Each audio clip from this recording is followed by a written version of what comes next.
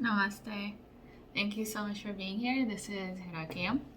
So in this video, I wanted to talk about mom shaming. And this goes for like dad shaming as well. And I talk about mom shaming because, well, I'm a mom. And being a parent is hard enough. Especially if it's your first kid. Like, you don't know what you're doing. Kids don't come up, give you, a manufacturing operating book, and every kid is different. It is like it's a life-changing experience. And you want the best for your kid, your baby, and you want the best for yourself. And it's a lot to adjust to. And I remember when I was pregnant, I was working and I was like about 6 months pregnant, and my coworker, she was like, seeing you like be pregnant is reminding me of like when she was pregnant with our first daughter too. And she told me, she was like, you have to really be careful around other women, because she's like, sometimes they can be really bitchy. And at the time I was like, oh my god, I can't believe other moms would be like bitches to other moms, like just being even just 6 months pregnant was hard for me. So she told me that when I had her first baby, when the baby starts to eat, you use like the baby food, right? Like when I was little, it was like the Gerber's baby food. I used it for my daughter. They have other brands out there too now. And she was like at the park, and she had her friend was there with her baby, and she started feeding her baby like that canned baby food, and her friend's like, I have never given my baby manufactured food. And I'm like, and my friend is like, okay, like what do you want me to say? Like, she's working full time, she has a kid, and the kid's probably still waking up in the middle of the night, and she still has work to do, she has projects to finish. And like, really, like are we really gonna like judge someone and condemn someone for something like this? Like, it's it's the irony of ironies, her friend that was judging her is a housewife. She wasn't working, she was a full-time mom. Well, that is not comparable. Like, it's so interesting to me how people like judge others without even seeing the full picture. Or like, for me, how I see it is like data assessment. Your data assessment is fucked up, bitch. Like, you have no idea what it is to work full time, get up in the morning early, get the diaper bag ready, get your kid to daycare, drop them off, get to work, start working. Like, it's a lot. And then after work, you go to daycare again, you get the kid, you bring them home, and you manage the kid, and you manage dinner, and you manage the house. Or if you have more than one kid, or you have a pet, and you have all these factors going on at the same time. So like, this happened to me too, and I'll talk more about it in a different video, but like, I was judged for not breastfeeding.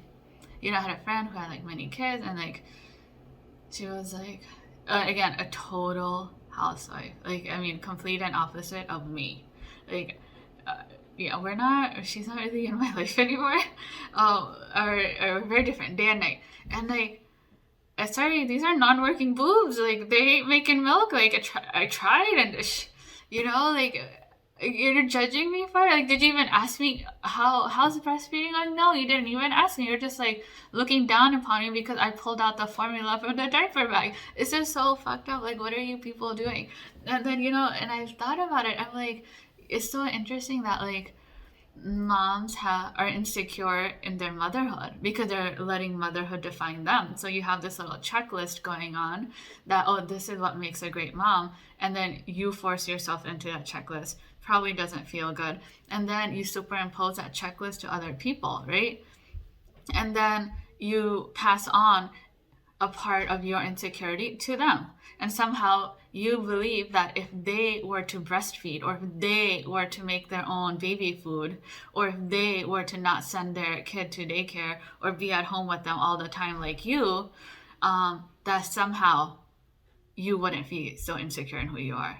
And it's all fucked up mentality. It's all wadded up in limiting, and I would say like bondage beliefs, right? So you're letting motherhood or fatherhood define you, or let someone else define what it is that you need to do for your baby. You're feeling insecure, you're feeling bad about it, or you're feeling sequestered, or feeling bonded, like that, oh, I can't, like feeling bad that you can't meet this checklist.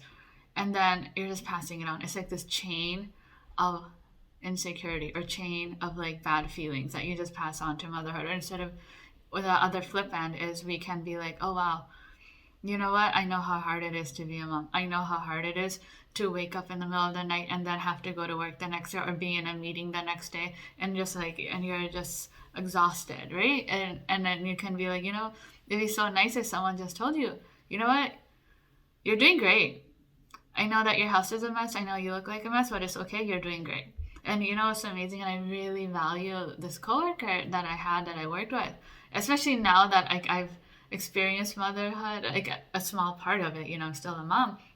And I've been mom shamed too. And I have postpartum depression.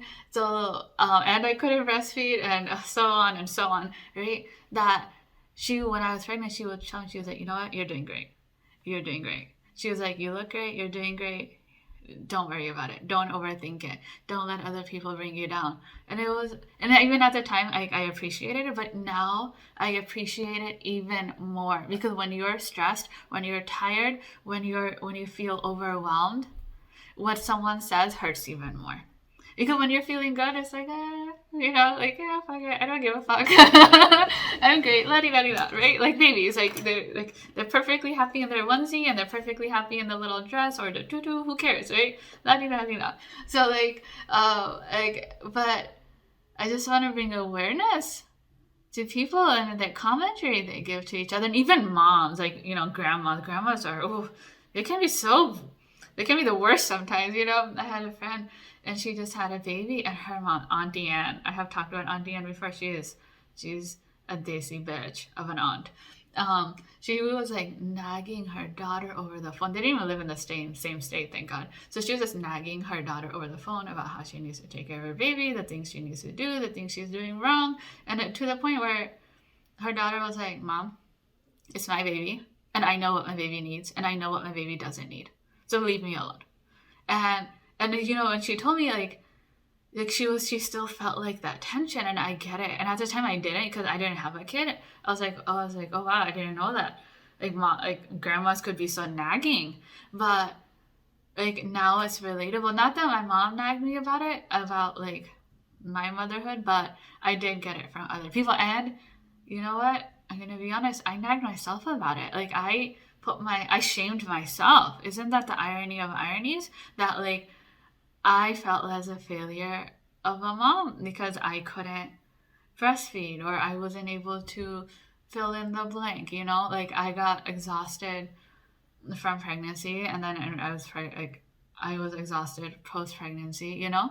So like, and then I shamed myself. So mom shaming doesn't just come externally from others, but it also comes internally, you know? Like you're so hard on yourself. Like, and I want to say that empowerment comes from within you. So once you come to a place of empowerment, of being at peace with where you are, then what others say can't bother you so much. And if others want to judge you, then amen, who cares? You know what? Because at the end of the day, what matters really is that if you're a happy parent, happy mom, happy dad, equals happy kid. That's it. That's the bottom line. Parents, if they're happy, the kids are happy, and kids want parents to be happy. Because if they're not happy, when you were young, when your parents weren't happy, didn't that affect the mood in the house? Didn't that affect you sometimes too as a kid? It doesn't always, but it does sometimes, right? And it can really get to you. So I just want to bring awareness to this idea of like not only shaming others, shaming moms, but shaming yourself because you don't meet your own checklist of motherhood. You know, be easy on yourself, be kind to yourself. And then when you're doing this for yourself, then you automatically do it to your kid too. You automatically pass on that kindness to your kid. You automatically pass on that kindness to others. You know, my daughter had a dentist appointment and a couple months ago, so she was 6. And I, you know, for some reason, like as she's gotten older, going to a dentist has gotten harder. Whereas you'd think it would have been the other way around, right? When she was younger, going to a dentist was easy peasy, lemon squeezy. It was just great. Like she even looked forward to going to a dentist. And now like I had to like pray to the gods. I was like, open your mouth, you know, like we were there and she wouldn't open her mouth, and I'm like, oh my god, just like, if we have plaque in her mouth, let's just open her mouth. And the dental hygienist was so sweet. She had a 5-year-old and she just had a newborn baby, and she was so sweet and she was so patient. And they had to do x-rays, like the mouth x-rays, like 3-4 times because my daughter kept moving. She didn't want to stand still, and it was just, the whole office knew that there was a little kid in that office, you know. But everyone was so patient, especially the dental hygienist. And like I was so appreciative of the dental hygienist that afterwards I called the office. I was like, did she have a baby girl or a baby boy? And I gave her a present because I not only because I wanted to thank her for being nice to my daughter and being so patient like with her, but also because I wanted to appreciate motherhood. And you know, I went and gave her like, you know, I bought her clothes for her baby, and I was like, you know, being a mom's hard. I know how hard it is, you know. So instead of like judging others, let's try encouraging others and appreciating others. And it was so sweet. Like I gave her this bag, and she like gave me a hug, and she was appreciative of me, and I felt so good, and I was appreciative of her. And even the office, like the staff was like, oh my god, this is so nice of you. And I was like, wow, I guess I just didn't think of it. I guess I'm just trying to start change in a different way. So instead of like judging others or putting others down or finding flaws in other moms, I can be like, you know what, mom, you're doing great. Have fun with your baby. Enjoy it, you know? And here's a present for the kids. It feels good to feel good, and it feels good to be good to others. So be kind to yourself, love yourself, and be at peace, and be a happy parent, be a happy mom, be a happy dad. And then watch your kids thrive and watch yourself thrive too. So I hope this helped. And until next time, namaste.